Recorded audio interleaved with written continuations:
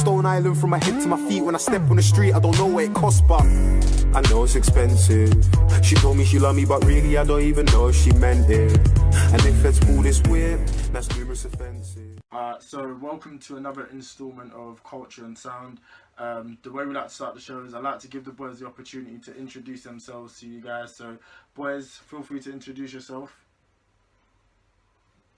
One of you. Let's start again. Hey, what's your name? I'm Charlie. What's your name? Where you from? I'm from Australia. Australia. Yeah, Charlie. Yeah. What you do for fun? Hey, Charlie. Oh my God, this is What great. you do for fun, Charlie? I do like this. Alright, so welcome to another instalment of Culture and Sound, where we discuss everything that's gone on in the world, hip-hop, sports, just you name it. The way we like to start the show is I like to give the boys a chance to introduce themselves. So, boys, introduce yourself. Cool. So I'm Cole Sanusi, and yeah, I'm here innit? Eman G45, Eman Jibogway, Emmanuel Jibogway, G-Bogs. You already know. You done? Yeah, I'm done, mate. I'm done. Alright, so the first topic for today will be the recently released DNA by the wonderful Kendrick Lamar. I think the best place to start is, what did you think of the album? I'm glad. I liked it, man. Like, I felt like if we're gonna compare it to the album before, you know, To Pimp a Butterfly was like more a reflection of the times, and like it was kind of a more of a message to, you know, society and like how black people are viewed. But Dan was more like, his raps were better, the flows were like more concise, and like it was much more album about like yourself. So Yeah. I don't know, I just enjoyed it more. It's a much more easier listen than compared to Pimp a Butterfly. I agree. And like overall, I felt like I really enjoyed it. Like it was definitely worth the wait for me. I think this album was more of a self-reflection of Kendrick Lamar.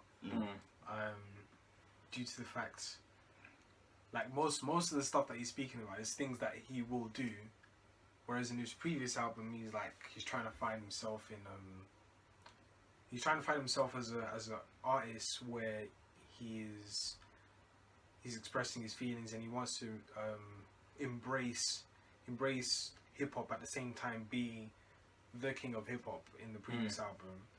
I'm not talking about Entitled and Mastered, but this album he's more talking about like, this is who I am, this is who I really am, and if anything was to go off, this is what I'll do. Yeah, I mean, I loved it. I felt like it was more personal, less about social issues, more about, you know, self-reflection. He spoke about this on the Zane Lowe interview. And yeah, I feel like individual tracks, I can bump it, you know, DNA, Element, Lust, Feel. There's a lot of standout moments in that album, so yeah, overall it was a better experience listening to that compared to To Pimp a Butterfly. No one can say, I feel like at this point in time in hip hop, no one can say a bad word about Kendrick. I feel like it was just an improvement. I just feel like the older I've gotten, the more I know the music I like, and I just don't know if at this point Kendrick makes music for me. That's not to say he's making bad music. I just don't know if I enjoyed it as much as other people do. At the moment I'm like, you know what, I can admit this human being's really talented. It's like, I can't deny that Ronaldo is a good footballer, but it doesn't mean I like his playing style, or it doesn't mean I like what he brings to the Real Madrid team. It just means, you know, that's just a person that's not for me. So what's the missing element for you then? What would you say is the thing that doesn't I don't know, connect? because that's the thing, I can't say that because the music I listen to, I'll be first to admit that the artists I like are nowhere near on the same level as Kendrick. You know, I'll happily say the Migos aren't better than Kendrick, but Culture is looking like my favourite album of the year so far. But I can still admit that they're not better than Kendrick. So I'm at a dilemma right now. It's really weird for me as a person, whereby I'll be like, okay, that was an okay album, it was a good album, well done to Kendrick, I'm happy, you know, all the stats are there for him, and he's finally created an argument whereby